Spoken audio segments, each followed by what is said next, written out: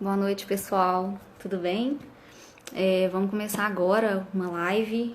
O tema de hoje vai ser sobre aspectos da maternidade no mundo machista, no mundo patriarcal. A gente vai conversar um pouquinho sobre isso aqui.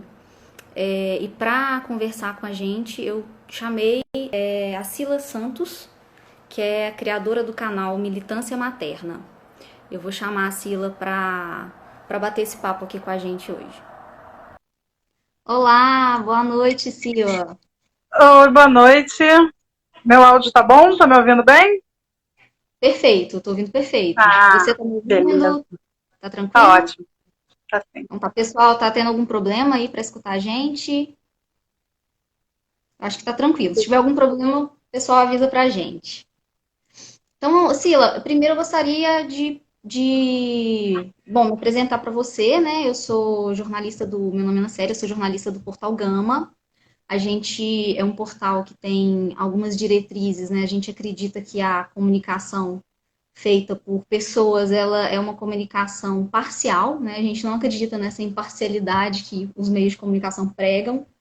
Então, nós nos intitulamos de esquerda, as nossas pautas são pró-feministas, pró-LGBT, pró-lutas de minorias em geral.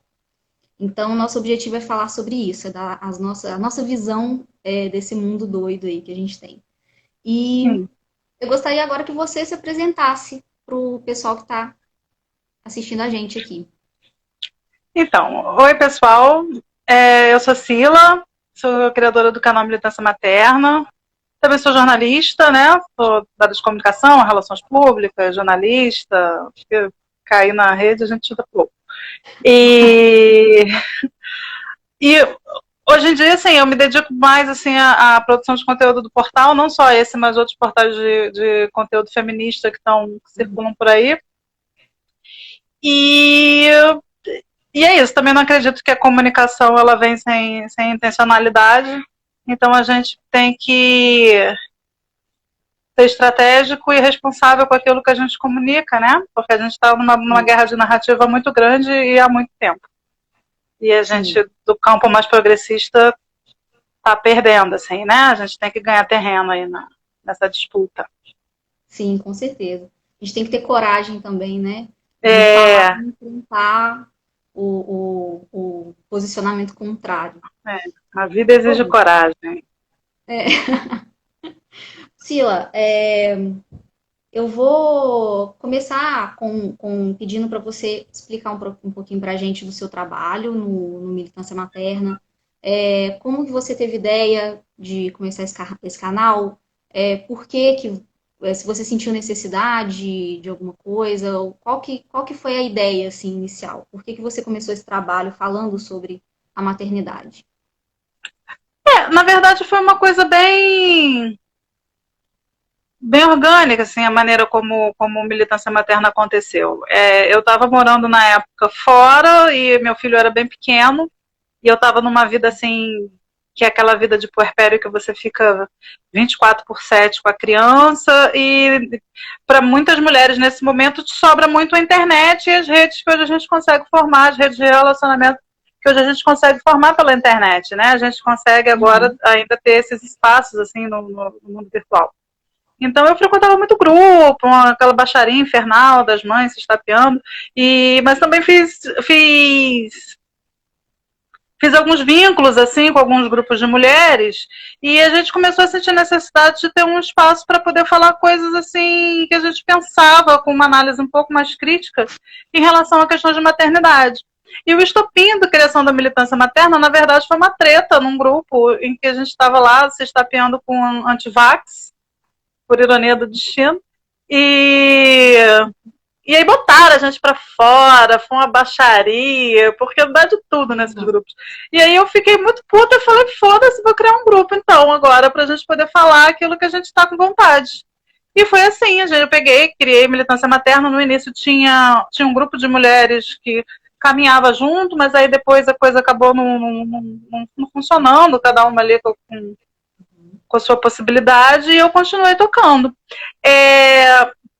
A partir daí eu comecei a me envolver mais profundamente com a temática do feminismo, com um aprofundamento mais teórico, eu já tinha apontamentos críticos sobre toda a questão, mas aí a partir do momento que eu comecei a ter um pouco mais de aprofundamento com a questão da teoria feminista, eu consegui burilar a crítica, e aí o canal ele foi caminhando nesse sentido. Ele primeiro começou só no Medium, aquela plataforma de blogs, e tinha o Face, e agora, mais recentemente, é que eu vim para o Instagram, divulgando os textos e tal. Tanto que muitos textos que estão lá são mais velhos que qualquer outra coisa, assim. São textos antigos que eu vou trazendo para o Instagram e vou trazendo as questões. Lá é que está o grosso do conteúdo, no site.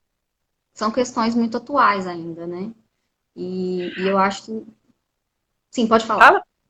Não ia falar, não pode falar. E são questões que são luta, é uma luta que ainda permanece, né? Então, às vezes um texto de 2, 3 anos atrás, ele vale para hoje porque a impressão que se tem é que nada mudou, assim, não houve melhora, né?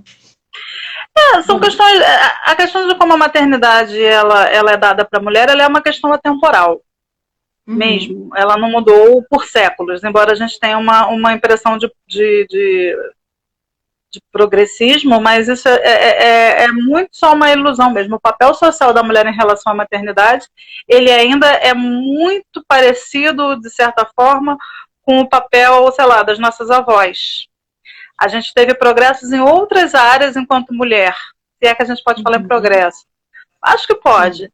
Mas em relação à função específica da maternidade, a gente ainda está muito parecido com o que as nossas avós, o que as nossas bisavós faziam, se comportavam, se sentiam, e muito no mesmo lugar na sociedade também, de sobrecarga, de culpabilização. Então, há um longo caminho aí de discutir essas questões.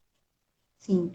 Bom, eu queria aproveitar o gancho, então, que você está falando dessa questão da maternidade ainda ser vista dessa forma, para a gente entrar na questão da maternidade compulsória.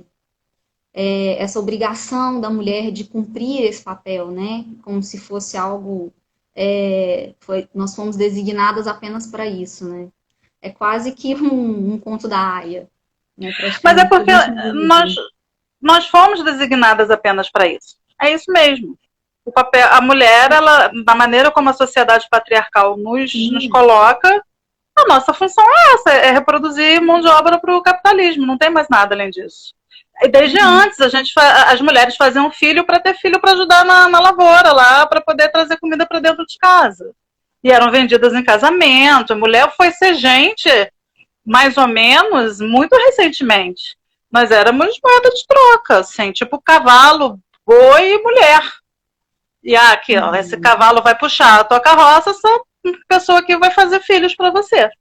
Essa conquista da nossa autonomia, da nossa humanidade, nós se reivindicar como pessoa, é uma coisa recente e é uma luta.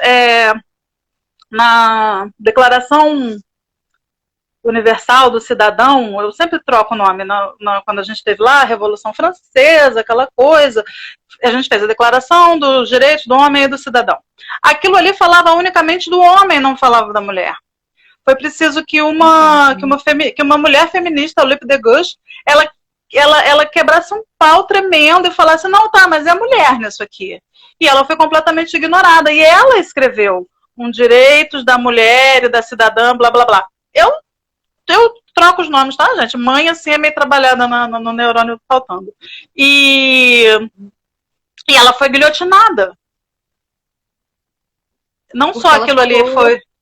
Porque ela falou, como assim, do homem e a mulher? Não, gente, mulher não. Isso era assim, iluminismo, Revolução Francesa, liberté, égalité, fraternité. Até 1800 e pouco. A liberdade, ela é sempre muito assim também, né? Para alguns, né? Você vê que hoje em dia a gente até teve algum certo progresso, mas se você for ver, dentro das mulheres mesmo, a gente tem diferença da mulher de classe média alta para mulher de classe baixa. Umas têm mais direitos do que outras. Liberdade é para homem branco rico, só. O resto é mais ou menos. Aí o resto é muito discutível. E quanto mais a coisa vai ficando, e quanto mais você vai tendo diferenciações de classe, gênero e raça, mais difícil vai ficando. Uma mulher negra pobre, o que a gente fala de liberdade para essa mulher é uma piada. nas condições que ela nasce, nas oportunidades que vão ser dadas, na maneira como ela vai ser tratada, não vai acontecer. Então, a gente tem que ter esse olhar bem crítico quando a gente fala de liberdade. O buraco é bem mais embaixo. E a gente tem que tomar muito cuidado também para a gente não ter esse discurso de liberdade da gente, mesmo quando a gente fala de maternidade, cooptado por uma ideia bastante liberal que quer empacotar e vender tudo, inclusive a liberdade. E a gente tem essa sensação de que está tudo ótimo, está maravilhoso, nós somos livres, vamos mostrar os peitos, quando na verdade em muitos aspectos a gente está no mesmíssimo lugar de controle e subalternização. A vida da gente não está mais fácil, gente. Não sei onde. É só uma embalagem ali, né, que estão colocando pra gente. E em relação à indústria, essa indústria, né, que lucra em volta disso, tudo da exploração da mulher e da exploração da mulher como mãe também, né, você já nasce com tudo muito certinho, né, você tem a boneca que você vai ter ela como filha, e depois você vai, sei lá, a gente tem eu até queria entrar até com você nessa questão de mãe, de pet, pra gente falar, porque essa polêmica a gente tem que é uma batalha todo ano. Todo ano, né? Assim, pois eu tive um pouco dessa batalha recentemente. Eu realmente confesso que eu não estava por dentro disso. Então, assim, a minha experiência eu tenho uma cachorrinha que eu chamo de filha, vem com a mamãe, coisa linda da mamãe e tal. É uma coisa que, assim, eu naturalizei ali. A gente fala, mas a gente fala. É uma coisa que fala, mas assim, eu entendo que é completamente diferente de criar um ser humano, né, para a sociedade. A gente não tem uma responsabilidade tão grande quando você cria um gato, um cachorro, né? Você faz coisas que você, se tivesse um filho, você não faria. É que está tudo muito interligado, né? Quando a gente fala, por exemplo, de maternidade compulsória, a gente entende que mulheres têm uma posição muito específica e muito estratégica na sociedade. A gente funciona como alicerce da maneira como a sociedade funciona hoje. Porque somos nós que fazemos o trabalho invisível de cuidado, somos nós que fazemos o trabalho reprodutivo. E o que é o trabalho reprodutivo? Não é só parir, mas também criar pessoas. Se amanhã todas as mulheres do mundo falassem assim, não vou mais ter filho, danem-se, a gente ia ter um problemão. A gente ia ter um problemão em 20 anos. E aí, vamos fazer o quê? Aí é conto de aia mesmo, vai agarrar, aí vai fazer. Se as mulheres tivessem... Só que assim, como de repente eles ainda não querem chegar nesse lugar, o que não significa que não seja possível, a gente vai pelo caminho da socialização, que é muito mais insidioso, muito mais difícil de você driblar, porque quando você faz uma oposição velada, né, você tem um inimigo contra quem reagir. Quando você não coloca uma posição velada, quando você convence aquela pessoa de que todo aquele sofrimento e toda aquela imposição, na verdade, não é uma imposição, é uma escolha, e na verdade faz parte dela, e na verdade é um dom, e na verdade é uma missão, tipo, você se entrega, né? Você se entrega voluntariamente ao carrasco. Então, toda mulher, a partir do momento que nasce, começa a ser treinada para a função de mãe e esposa. Ela é treinada para isso, ela é treinada desde a bonequinha que ela ganha, até as mensagens que ela recebe. E mesmo que você venha de uma família mais progressista, ou você tenha uma família que ninguém liga para isso, ela não vai receber aquela mensagem da família, mas ela vai receber na escola, ela vai receber da mídia, que só me mostra que é um final feliz possível para a mulher casando e tendo filhos.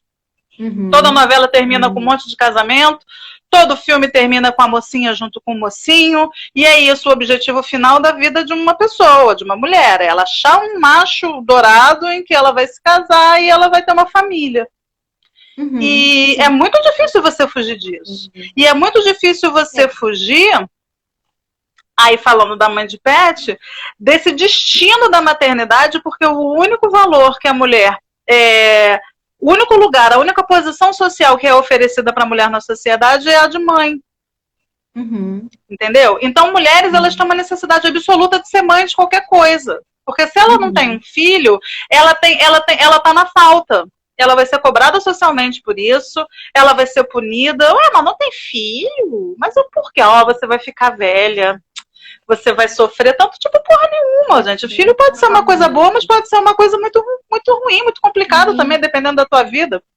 E aí é isso, a mulher ela fica naquela ausência tão grande que ela adota qualquer coisa. Ela vai ser mãe de pet, mãe de planta, mãe de livro, mãe do sobrinho, mãe de marido. Ah, ele é como se fosse um filho. Quantas vezes a gente não fala isso? E a Sanan falou que é a romantização da maternidade, né? A gente romantiza muito, né? Que é uma coisa linda, Porque é a melhor se coisa. não romantizar, ninguém vai querer parir, gente. Imagina se todo mundo soubesse a verdade. Vamos falar a verdade. Gestação, um saco. Parto, impossível você parir sem violência obstétrica. Puerpério, se você não tiver rede de apoio, é um pesadelo. Entrar no mercado de trabalho, não vai ser expulsa. Criar filho, todo mundo vai tutelar a maneira como você vai criar seu filho, porque toda mulher é capataz do patriarcado. Então, se você, você começa a fazer assim, a regalar o olho, se benzer. Eu sou um anticoncepcional ambulante, conversa comigo meia hora, para de ter filho. É verdade. A gente a gente que tem condições de ter contato, né, com toda essa filosofia e tal. Agora tem muitas mulheres que não têm, né, contato, e elas só vão vivendo a vida delas e é isso daí. Elas vão viver a vida, ter os filhos e passar por isso tudo, por toda essa merda toda e não vão nem conceber que isso tá errado. É simplesmente a vida é assim, né? É complicado. Um ponto que você falou da questão de ser complicado fugir disso. Realmente, é muito difícil. Eu passei a não sentir uma pressão da sociedade de ser mãe a partir do momento que eu me assumi como lésbica, porque aí eu já não presto para isso mais. Entendeu? Eles já te colocam no outro lugar de transgressora. Exatamente. Então, assim, eu cresci, né, escutando o mesmo papo. Ah, ganhei boneca, eu detestava boneca, né? Eu queria outras coisas. Mas ganhava boneca, sempre, todo aniversário. E mesma coisa, aquele papo, e namoradinho, e não sei o quê, e aquela coisa toda. E quando eu me assumi lésbica, você assim, nenhum homem vai te querer, né? Como é que um homem vai te querer desse jeito? Passa um batom nessa boca. Sim, normal. Então, assim, a minha experiência a partir de um certo ponto da minha adolescência, ela já foi completamente diferente das outras mulheres. Então, eu não tenho essa pressão, eu não tenho mais, né? Agora, mesmo assim, eu ainda fui pega aí nessa situação, porque eu tenho aqui, eu sou aqui a mãe de pet, né? Porque então, a gente, é um processo natural, isso está profundamente marcado dentro da gente. A gente, porque são as mulheres que são destinadas, que são eleitas socialmente para serem as grandes cuidadoras emocionais de todo mundo. São elas que cuidam dos idosos, dos pais, dos irmãos, dos sogros. Nem o filho da puta do homem vai cuidar do próprio pai, é a mulher que vai lá e cuida do sogro. Porque os homens, eles não assumem esse papel. Então é isso, se a gente está com qualquer pessoa ou qualquer ser que tem uma vulnerabilidade maior, naturalmente a gente puxa para si essa responsabilidade de cuidado. As mulheres fazem isso porque nós somos bondosas e maravilhosas e temos um coração de ouro? Não, gente, porque nós somos ensinadas assim e nós nos sentimos culpadas se nós não fizemos isso, se a gente não fizer isso. E se a gente não fizer e não se sentir culpada, a sociedade vai culpar. A gente vai falar, mas que monstro, essa mulher é um monstro. Olha isso. Tá lá, cadê a mãe? Cadê quem é que tá tomando conta? A mulher tá ali, viu, não fez nada. Os homens não recebem esse tipo de cobrança, porque o lugar deles na sociedade é outro. Eles são criados, educados para serem dominantes, para serem agressivos, para serem conquistadores. Então, eles não têm mesmo que se preocupar. Eles recebem, na verdade, um processo inverso, que é de uma profunda desumanização. Os meninos, à medida que eles crescem, eles vão sendo alijados da sua própria emotividade, da sua própria sensibilidade. Eles começam a ser punidos, eles se mostram sensíveis demais, empáticos demais, porque é mariquinha, porque é um viadinho, porque você ser empático, você ser sensível, é colocado no campo semântico do feminino. Porque é colocado no campo semântico da vulnerabilidade e da subalternização. Se você for muito sensível, você vai ser dominado. Então você não pode ter sentimentos para você dominar. Sim, então a gente acaba fazendo isso. Né, na sociedade acaba sendo visto como inferior, né? Sim. Todas as nossas características. Eu queria aproveitar você tem um filho, né? Tem um Você menino. falou que é um menino. Eu queria Isso. saber como que é criar um menino sendo feminista e criar ele para que ele não seja machista. Como que Um é essa pesadelo. experiência? É um pesadelo completo. Eu Difícil. imagino. Eu não tenho ilusões de que o fato de eu ser feminista vai impedir que meu filho seja machista. Porque eu não sou a única influência que ele recebe. Ele tá aí, o mundo tá aí. E em algum Uhum. momento, toda criança, quando entra na adolescência, ela começa também a ter o seu coração disputado entre aquilo que ela aprendeu dentro de casa e aquilo que ela tá vendo na rua. Que aí vai entrar muita coisa, vai entrar personalidade, vai entrar o relacionamento que ele tem com outras coisas. O que eu tento fazer é tentar passar ao máximo valores mais progressistas, valores mais arejados, tentar evitar certos condicionamentos que a gente acaba fazendo com as crianças que vão muito no automático. Como, por exemplo, dividir o mundo em coisas de menino e coisas de menina. Porque, no fim das contas, dividir o mundo em coisas de menino e coisas de menina é dividir o mundo entre os que dominam e as que são dominadas. Tudo que está no campo semântico da menina está no campo semântico da feminilidade, da subalternização, da sensibilidade. E não tem nada a ver, cara. Pode ser uma menina e ela pode não ser daquele jeito. E tudo que está no campo do semântico do menino é dominação, agressividade, força. E pode ser um menino e não ter nada daquilo. São pessoas. Pessoas têm personalidades múltiplas. Elas podem ser de diferentes maneiras. Então, Uhum. uma das coisas que eu tento é não condicioná-lo dentro dessa dicotomia. Mas é difícil porque, a despeito do que eu ensino, a despeito do que eu falo, ele está vendo o mundo. E crianças não são burras. Crianças Uhum. percebem tudo que está acontecendo. Sim. Eu tento fazer um mínimo de formação de senso crítico para ele, explicando que, infelizmente, o mundo é uma porcaria. Sabe? Mas falei, meu filho, o mundo, infelizmente, é assim, é muito difícil. Hoje mesmo, por exemplo, ele achou a maquiagem da minha sobrinha perdida por aí. Aí ele falou assim, mamãe, que é isso? Eu falei, meu filho, isso é o nome dessa maquiagem. Ah, é que as meninas usam, eu posso usar? Eu falei, ué, você pode, as pessoas usam para pintar o rosto. Mas, nessa sociedade que a gente vive, as meninas acabam sendo obrigadas a usar isso mais do que os meninos. Mas vem cá que eu vou pintar o seu rosto. Aí pintei o nariz dele de palhacinho, porque maquiagem para criança é brincadeira, gente. Não tem nenhum signo além disso, né? É. Mas, assim, O que deveria ser, né? Mas acabam que tem meninas que estão entrando na puberdade ali e já começam a ser hipersexualizadas, né? Que é um outro ponto também que exatamente, porque para menina a maquiagem tem uma função, né? Para criança deveria ser brincadeira, mas nada que existe deveria. ali naquilo é aleatório, assim, né? Tudo tem uma Uhum. intenção por trás que é complicada. Então, assim, é difícil nisso, porque eu sei que eu vou morrer quando ele crescer e ele virar um pit boy, sabe? Assim, eu vou deitar em posição fetal, assim, e vou ficar agarrada no meu travesseiro. E eu faço o máximo para evitar isso. Eu faço o máximo também tentando dar bons exemplos de posturas de homens, assim. O pai dele é um cara bacana, a gente tem, pelo menos dentro de casa, uma divisão razoavelmente justa de tarefas. Então, ele acaba não vendo tanta diferença, assim. Mas eu não tenho controle do mundo, eu não tenho controle da escola. E aí, para isso, eu tento dar para ele algum senso crítico, algum estranhamento em relação a isso.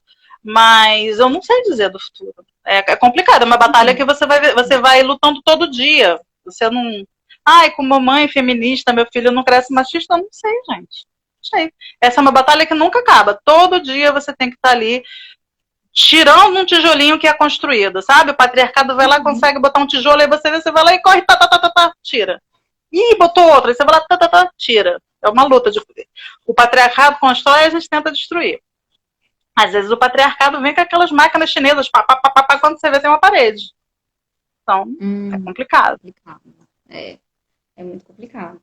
E a construção do menino, assim, eu sinto que é como se ele só virasse homem um dia. A menina, eu percebo dessa forma. Ela vira mulher no dia que ela menstrua e ela começa a ser chamada de mocinha. E, não sei. O menino é no dia que ele começa a ter atitudes machistas e escrotas. Ele Sim. virou homem. Né? Porque Ele vira antes homem disso, quando ele assume agressividade, sim. quando ele assume agressividade. Porque antes disso, dependendo das atitudes dele, alguém vira para ele e fala, vira homem. É. Né? É Seja muito, muito macho. seja macho, exatamente. Então a gente já tem esse problema aí. Bom, em relação agora às mulheres, às mães, né, que têm filhos e acabam sofrendo violência. Você citou a violência obstétrica, né? E a gente tem também a violência após o parto, né? Que muitas mulheres acabam sofrendo dentro de casa, os maridos ciumentos. Eu vi eu não lembro onde, agora eu devia ter notado isso, mas eu vi uma pesquisa falando que uma das coisas que mais matam mulheres após o parto, ou no primeiro ano após o parto, é a violência doméstica, são mortes Doméstica. violentas, né? E normalmente do parceiro ou dois parceiros, coisas do tipo. E eu gostaria de entender por que existe esse problema, né? Se isso é uma questão do homem, de ciúmes, ou não sei, alguma questão psicológica aí que ele. É porque quando um filho chega na relação é um momento muito delicado. A mulher, a não ser que o casal esteja realmente muito envolvido naquele projeto, o que infelizmente não é uma regra, geralmente os homens estão cagando e andando.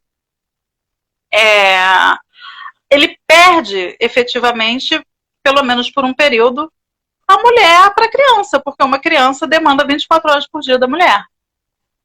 E ele dificilmente, não vou dizer também que é uma maioria total, uma maioria quase absoluta, mas não total, dificilmente também o homem ele chega junto naquele trabalho de cuidado de forma que os dois cheguem exaustos no fim do dia.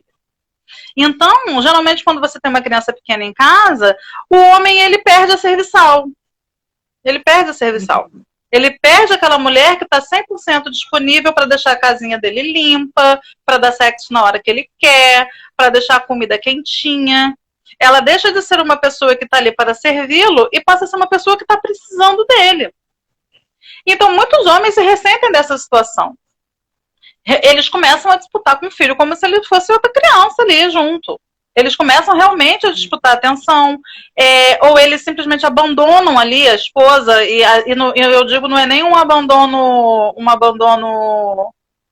literal, não, mas assim, eles ficam completamente omissos na situação, você acaba tendo um afastamento emocional muito grande, às vezes a mulher se ressente, vai fazer cobranças, e o homem reage agressivamente, porque homens, eles reagem, basta eles ficarem um pouco acuados, que o treinamento deles é reagir com agressividade.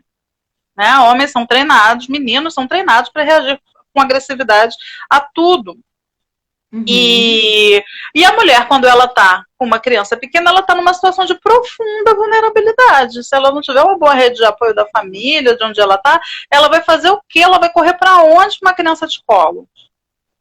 Entende? E aí o cara, muitas vezes, ameaça a criança. E você, quando você está com uma criança pequena, você entra num modo ali de proteção da cria que é um outro nível de coisa. Você não paga para ver. Poucas mulheres pagam para ver. Ele tá falando da boca para fora. Você pensa, e se ele fizer alguma coisa com a criança mesmo? Então, muitas mulheres ficam ali em casamentos terríveis por vulnerabilidade econômica, porque ter filhos acaba tirando elas do mercado de trabalho. Mulheres são tradicionalmente mais pobres, isso é um aspecto mundial. Mulher rica é mulher herdeira, porque a gente nunca pôde trabalhar. Você vai pegar a lista da Forbes lá dos 20 mais ricos e só tem homem. Uhum. Até em Hollywood as meninas falam, não, eu sou protagonista, mas ele ganhava o triplo, então a gente ganha menos e ganha mal, não importa a esfera onde você esteja. Pode ser aquela mulher linda e gostosa de Hollywood, pode ser a gente aqui no Rio de Janeiro, Brasil, nesse buraco aqui que a gente está enfiado agora. Então, mulheres são tradicionalmente mais pobres, mulheres são muito cobradas pela família para se manter dentro de um casamento, porque essa é a função da mulher. Então, que história é essa agora que você está com um filho pequeno, você está querendo largar o seu marido, o que a gente vai fazer com você? Com mais uma boca, saiu e voltou com mais uma boca para criar?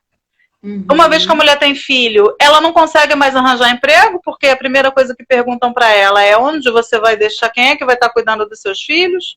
Muitas vezes ela não consegue deixar com o parente, porque o parente também está trabalhando. A gente não tem uma rede de apoio estatal que dê conta, a gente não tem creche, não tem escola integral, não tem porra nenhuma, e aí a mulher fica completamente refém daquela situação, apanhando dentro de casa. Ah, mas por que você não separa? Porque eu vou separar pra fazer o quê? Isso não é tão simples, gente. Não é tão simples. Às vezes, pra mulher, ela fica numa situação ali que é mais fácil ela fazer um cálculo. Ah, meu Deus do céu, ele me bate uma vez a cada 6 meses, eu vou aguentar enquanto eu tento sair daqui. Do que ela sair porta fora com a criança e vai morar debaixo da ponte. Isso não é tão simples. Isso exige um planejamento e uma estratégia de escapar de prisão mesmo. É que nem entrar em Alcatraz, dependendo da situação que você se enfia num casamento. Se você não tem dinheiro, você não tem renda. E a maioria das meninas casa muito jovem, porque ela é tipo lobo mal mesmo. Elas mal entram na puberdade, já tem um cara mais velho falando: nossa, mas você nem parece ter essa idade, você é tão madura.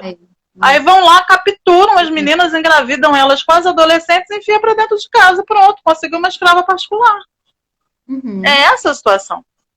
Então, assim, o índice de morte de mulheres em puerpério e grávidas é uma coisa assustadora, porque você está num momento de profunda vulnerabilidade que você não consegue se livrar daquilo. Você tem que ter uma rede de apoio muito boa para conseguir escapar, para não ficar numa furada. É muito solitário, né? Eu imagino. Completamente. Solitário é o nome. Tem também as mulheres que entram, né, em depressão pós-parto, que a gente também tem que levar isso em consideração, né? Então, não é fácil, né, gente? Realmente é muito complicado.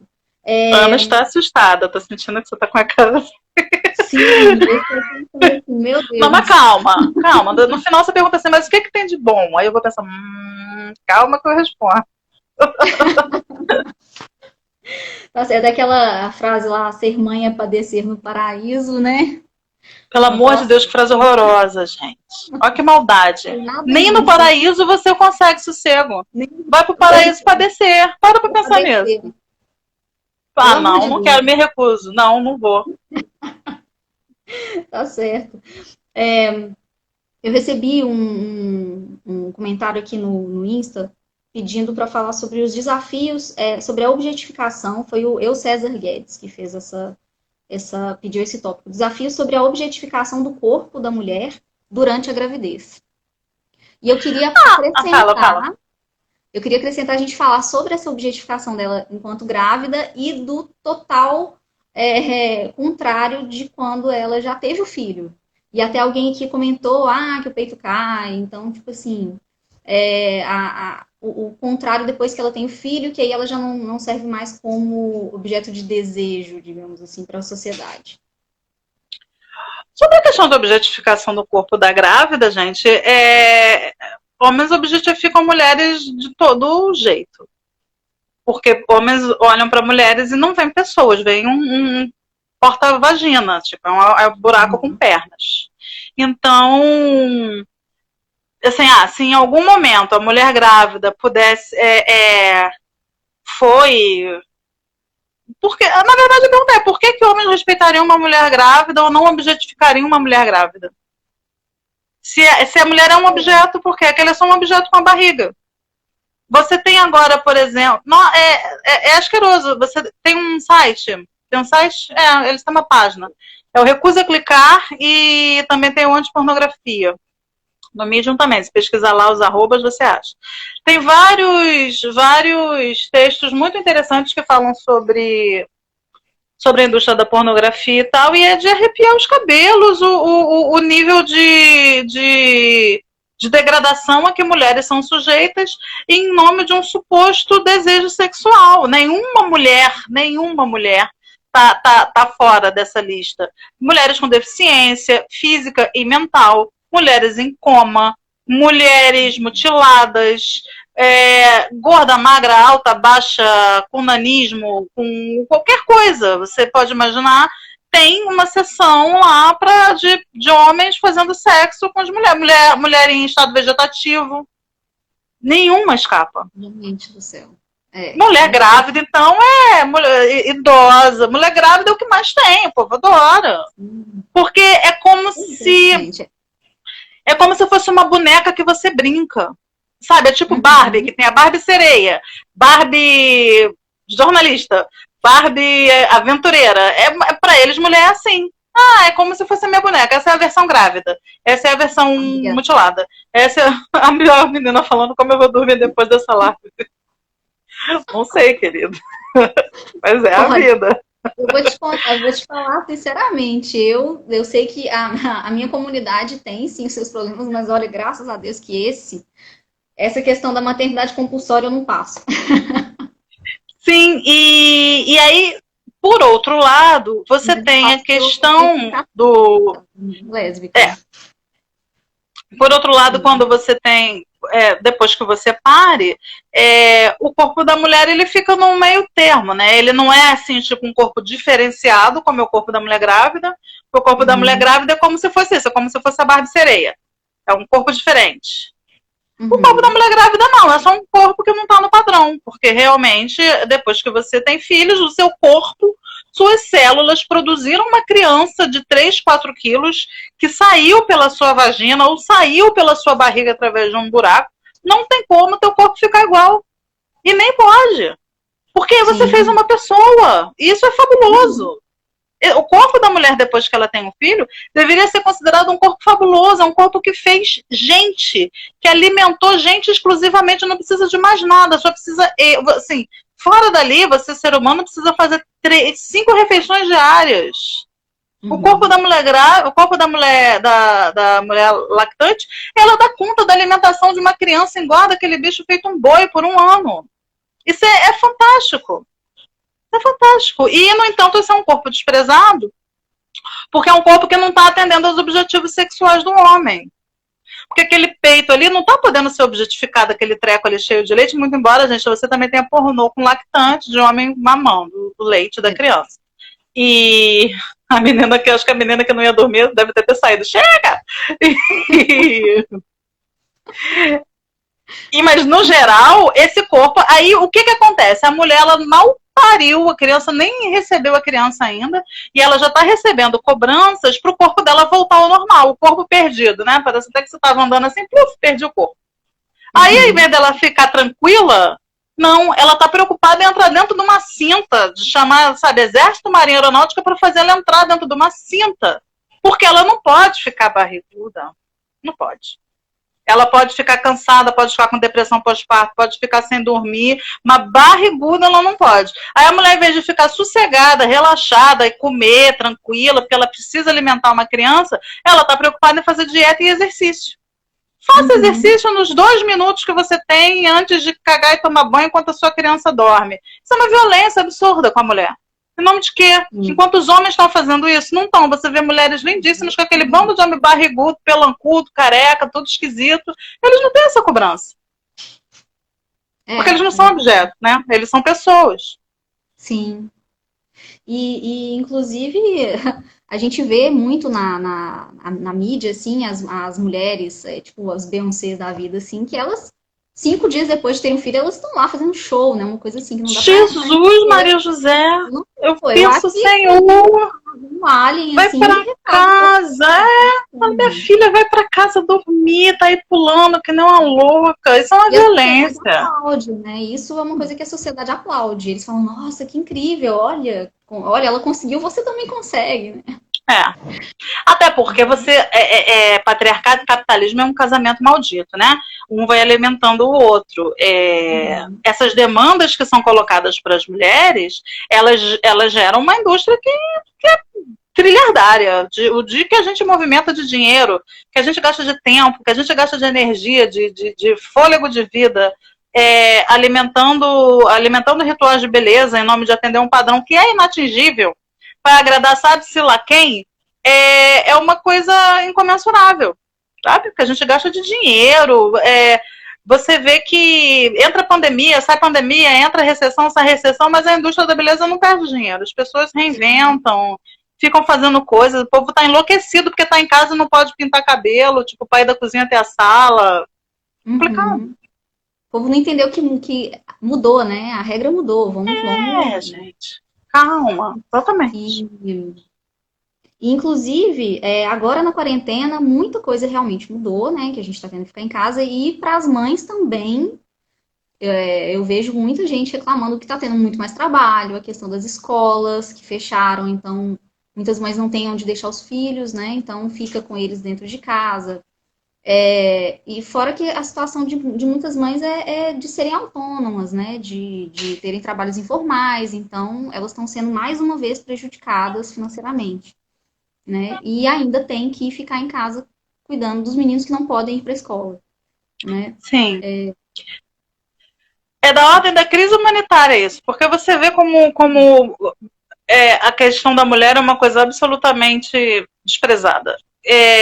Crianças não podem ir para a escola, e mulheres, por exemplo, que têm lá o seu trabalho estão em home office, né? Vamos pegar esse caso.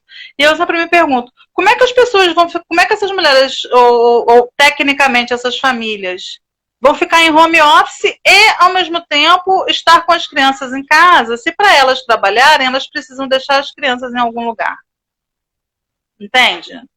É uma conta que não fecha, Tipo, se eu tô em home office, significa que eu tô com disponibilidade total para minha empresa em casa. Mas, ao mesmo tempo, eu não tenho ali uma pessoa que esteja tomando conta dos meus filhos. Em que momento a gente não consegue parar e pensar assim, crianças existem?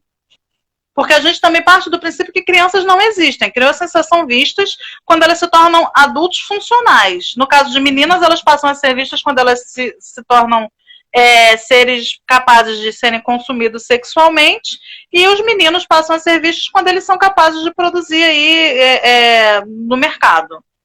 E até lá elas não existem. Sabe? Porque ninguém para pensar, mas se as crianças estão em casa, como é que a gente vai botar esse povo de home office e as crianças? Elas vão comer, quem é que vai fazer a comida delas? Quem é que vai organizar o dia delas? Como é que você toma conta de uma criança? Eu acho que, será que dá? Assim, ninguém leva isso em consideração. E o negócio é tão... E aí vem a escola não pode parar também, e taca ali homeschool. Como é que você fica em home office, homeschool, sabe? Sem ninguém da rede de apoio, porque você, por uma questão de proteção, é para ficar dentro de casa mesmo. É uma questão bem complicada, as mulheres estão muito ferradas. Por outro lado, as mulheres que estão sozinhas, que estão tendo sua renda diminuída, elas estão, como sempre, completamente abandonadas, porque o abandono do Estado ainda mais esse, é uma coisa absurda, assim, é muito complicado, é muito criminoso. O aumento de violência doméstica está explodindo, porque é aquela questão, para onde essas mulheres vão? Elas não têm dinheiro, elas não têm emprego, o Brasil inteiro está em recessão, os caras ficam dentro de casa e piram, porque o homem, ele é criado para o mundo, ele não é criado para ficar em casa, né? Muitos estão sendo cobrados, tipo, vai ficar o dia inteiro aí no sofá vendo televisão? Dá um apoio aqui, e aí eles se ressentem.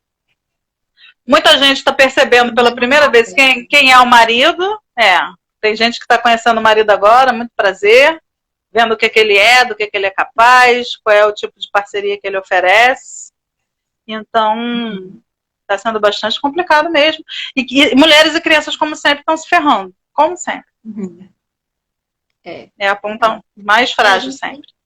A gente tem até aquela questão também que eu acho que muitos homens têm uma mentalidade de tentar colocar um pouco mais de trabalho dentro de casa, né? De ajudar.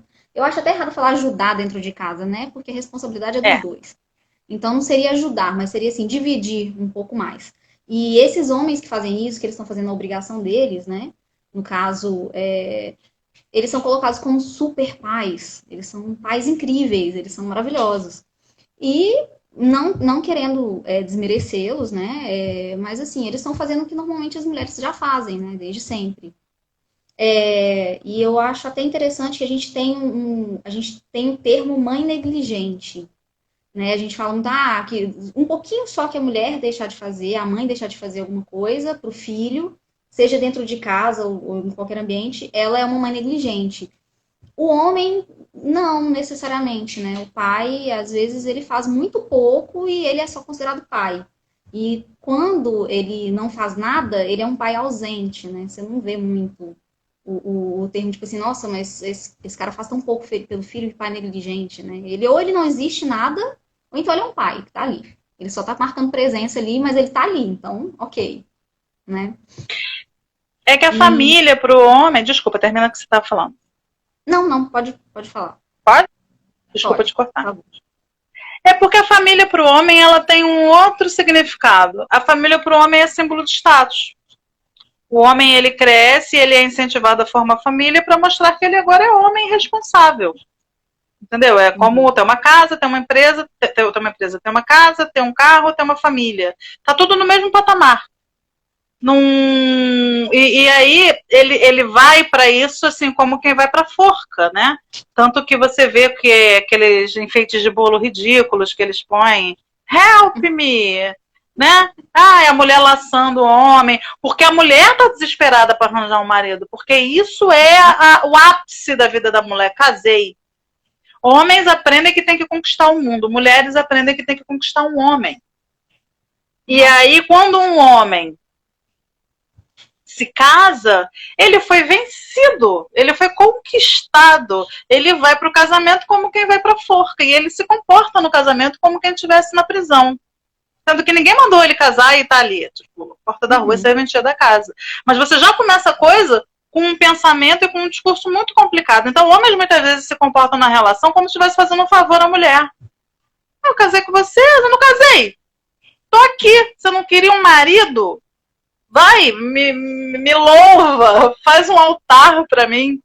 E qualquer coisa que ele faça ali, tipo, se ele não trai a mulher, fala assim, mas eu não te traio. Tipo, ele sente que ele tá fazendo um favor, ele tá sendo um cara legal, eu não te traio, eu não te bato. Até sei seu nome, sabe? Venho pra casa todo dia, sabe?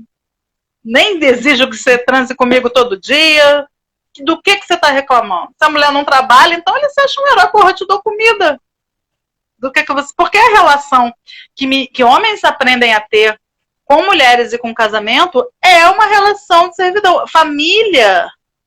Posso estar falando besteira, por favor, depois dê um Google aí para descobrir, mas se eu não me engano ela vem de famulus. É um verbete assim que assim, a família é como se fosse o núcleo de escravos do homem. Aquela mulher e aqueles filhos são propriedade que o homem tem, que ele mostra ali na sociedade. Olha aqui, ó. Esse aqui, o pessoal que eu tenho. Dou comida, trato bem, gente. Então, esse imaginário de que, nossa, ele lava roupa, ele lava louça, ele não bate nos filhos, ele não bate na mulher. A mulher se comportar com isso como se o homem estivesse fazendo um grande favor, vem já dessa herança e desse histórico que a gente tem, de que o homem se envolve com o casamento e se envolve com a família, como se primeiro ele estivesse fazendo um favor da mulher, de legitimar a mulher na vida pública, porque a mulher, antigamente, como é que era? Ela nascia, né? Então ela era um problema para a família. Ela deixava de ser porque ela era uma boca ali. Ela não ia trabalhar fora, ela não ia trazer dinheiro. Se ela engravidasse solteira, era uma vergonha e um problema, mas uma boca para criar. Então o que aquela mulher podia fazer? Um bom casamento. Então a família queria se livrar da mulher o quanto antes, enfiando ela para o primeiro cara. Por isso que o pai entrega a filha para um homem em casamento. Por isso que a gente fala, quando é que você vai encontrar um bom homem para cuidar de você? Porque, veja, nós somos tratados como commodity, como coisa, sabe? Objeto. E o homem tem essa relação com a mulher. E aí ele traz isso nesse imaginário. Que ele é um quindim, ele é um biscoitinho dourado, ele é o príncipe no cavalo branco. Não importa que ele seja o cocô do cavalo, ele se sente o príncipe no cavalo, porque ele casou com aquela mulher. Ele legitimou aquela mulher, ele assumiu aquela mulher publicamente. Ele chama ela de esposa, inclusive. E tá bom, porque só ele tá bom. Ele já ainda fez isso. Help me, ninguém foi lá salvar, ele casou, vestiu uma roupa, foi lá na festa.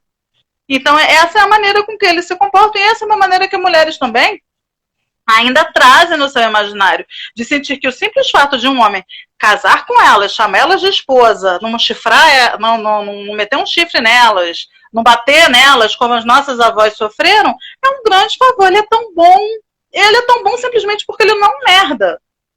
Porque também Sim. a gente tem uma falta profunda que é cultivada em toda mulher, para que a gente não consiga simplesmente ficar sozinha, para que a gente não entenda que de repente o nosso afeto não é um afeto heterossexual, a gente tem essa heterossexualidade compulsória nos atravessando.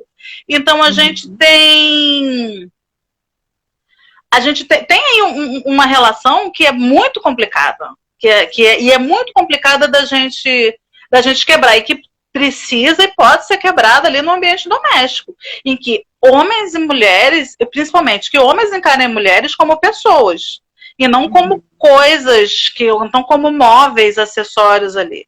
E ele começa a ter uma relação com ela de igual para igual, de pessoa para pessoa. São duas pessoas morando dentro de uma casa e assumindo as tarefas da casa. Isso é uma coisa aí que é geracional, e a gente é isso, é a gente conseguir criar meninos com melhores modelos, é a gente quebrar determinados padrões. É o cara realmente não se achar um quindinho só porque ele é decente, sabe? Que é o que acontece com a grande maioria. O padrão do homem é ser um escroto. Se ele não é um escroto, ele se acha assim, realmente. Enfim. Mas eu até sou casada com um homem, gente. Tá certo. Mas você acha, assim, vamos tentar agora falar de alguma coisa boa. Você acha que... Vamos tentar falar de alguma coisa. Eu sou uma catástrofe. Vamos esperar. Vamos que tem. Você acha que houve alguma mudança na visão das pessoas da sociedade sobre a imagem da mulher, a maternidade? Eu sei que hoje em dia a gente fala muito mais do feminismo, né? A própria questão como é que fala? Da homossexualidade, das minorias, a questão racial, a gente fala muito mais sobre isso do que antes. Você acha que houve alguma melhora nos últimos anos para cá? Claro, a gente está aqui discutindo sobre isso é fabuloso. Antes a gente não conseguia, a gente não chegava nesse lugar. Eu sou otimista, gente, não parece? Eu sou.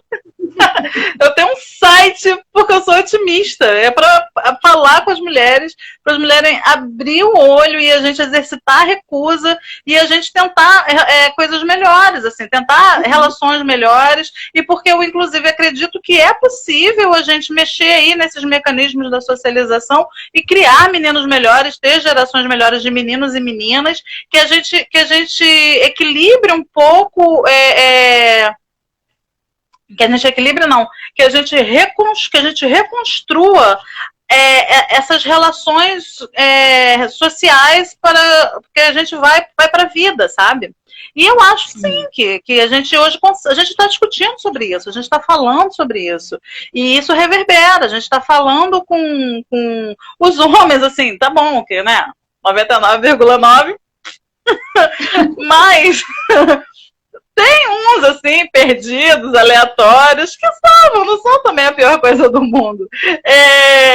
Eu acho que você tem muitos caras que estão abertos a ouvir, estão abertos a tentar repensar algumas posturas. Não dá para você achar que ele vai ser o homem mais desconstruído do mundo, porque isso não tem, a gente né? Mesmo nós aqui, que estamos na militância, que estamos sempre pensando no tema, tem muita coisa aí que a gente ainda tem dificuldade, que a gente, sabe, não consegue desmontar. A gente não desmonta anos e anos de socialização do dia para a noite. É uma vigilância constante, é uma vigilância consciente. É pensar, isso aqui, cara, mas isso não tem nada a ver. Falei merda. Isso aqui nada a ver, fiz besteira. Vamos de novo, vamos por aqui. E vamos repensar, e vamos fazer autocrítica do PT, e vamos fazer não sei o quê. E tem muitos homens também que estão afim disso, porque é óbvio que eles usufruem de todos os privilégios e tudo é muito melhor para eles, mas nós estamos aqui, nós somos metade da humanidade, e o relacionamento de homens e mulheres, ele é extremamente danificado por essa ferida dessa relação hierárquica que é dada entre nós. Para que o patriarcado se sustente e para que tudo se sustente, a gente necessariamente precisa de uma relação de misoginia em que homens têm que odiar mulheres, porque para os homens conseguirem fazer o que sistematicamente eles fazem com a gente e manter esse sistema de dominação, eles não podem nos amar. Porque se eles nos amassem de verdade, eles não fariam o que eles fazem com a gente. E nós também não podemos nos amar. Porque se a gente conseguisse ter um amor verdadeiro por mulheres, amar umas às outras, a gente conseguia se proteger, a gente conseguia se unir, a gente estaria em outro patamar. E essa misoginia, ela corrói tudo, ela faz com que a nossa sociedade seja essa bosta que ela é. Porque ela permeia tudo. Ela permeia toda essa relação de competitividade, de dor, de violência. Ninguém vai poder dizer e falar, nossa, mas tá legal, é muito bacana. Não é uma bosta. É angustiante. A gente está o tempo todo tendo que lidar com questões que a gente não precisaria estar lidando se a gente não tivesse que sustentar essa relação de dominação de homens sobre mulheres. A gente não ia precisar lidar com homofobia, a gente não ia precisar lidar com lesbofobia, a gente não ia precisar lidar com violência. Se as pessoas fossem, sabe, mais decentes e pensassem, cara, qual é a necessidade da gente sustentar uma relação de tanto ódio entre pessoas, porque nós somos pessoas. Então eu acho que melhorou, não estou dizendo que vai ficar bom, mas eu acho que só a gente hoje está podendo falar sobre isso e chegar nesse nível de consciência. E hoje em dia a gente tem internet, que é um negócio maravilhoso, tem gente vendo e mandando coração e vai falar pro filho, a live vai ficar lá e vai falar, e isso é bacana, a palavra ela ecoa. Sim, com certeza. Então, gente, é bom, fiquem alegres, vai ser legal. Tá certo. Bom, o nosso tempo está acabando aqui, Sila. Eu queria pedir para você divulgar suas redes. Fala para o pessoal onde que eles podem ler os seus textos, onde que eles podem te encontrar. Alguém falou uma coisa de te dar um abraço. Onde que as pessoas podem te dar um abraço virtual? Gente, vocês vão no Militância Materna. @Militância Materna é o Instagram. E aí tudo que está no Instagram vai para o Face. Não tem muita diferença não, porque o Face está flopado. E tem a página www.militanciamaterna.com.br. Se vocês quiserem ler mais textos assim, meus, de uma galera super legal, www.qgfeminista.org. Lá o negócio é pior ainda, assim. Você vai para lá com a cartela de Rivotril na mão, tá? Mas vai ser ótimo, porque a verdade liberta. A gente tem que fazer essa disputa de consciência, porque a gente precisa derrubar esses tijolos. O patriarcado bota um tijolo, a gente vai lá e derruba o tijolo. Exatamente. A gente não derruba tijolos dando beijos em tijolos, né? A gente não, gente. A gente não derruba dando beijo, não, gente. A gente é ensinado a dar beijo no tijolo, por isso é que o tijolo tá lá. A gente tem que aprender a dar um, né? Aí ele fica, né? Ele fica confortável lá. Fica, Tá certo. Sila, muito obrigada pela sua participação. Eu que agradeço o convite, de coração. Que bom. Eu espero que essa live tenha sido muito proveitosa para todo mundo. E a live vai ficar no nosso canal, no Portal Gama. Tá? Quem quiser assistir, compartilhem. Para a palavra dessa mulher incrível chegar a todo mundo. Obrigada. Vamos lá, vamos destruir esse patriarcado, botar abaixo essa porra. Isso aí. Obrigada, Obrigada, beijo, gente. Tchauzinho, fiquem em casa. Fiquem em casa. E diz que sim, se der merda. Gama, notícia com posicionamento.